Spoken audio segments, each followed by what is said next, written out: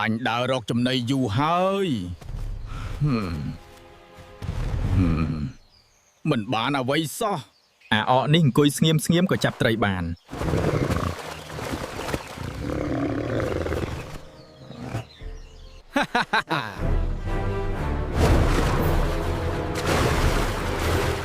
អាខ្លាធ្វើអ្វីប្លែកម្ល៉េះសុំកុំប្រាប់អ្នកណាខ្ញុំនឹងរកសัตว์ឲ្យអ្នកខលថ្ងៃអ្នកសន្យាឬតើអ្នកបានសัตว์គាល់ថ្ងៃដោយរបៀបណាខ្លាជូនឲ្យតែសុំកុំប្រាប់អ្នកណាអញហាមហើយ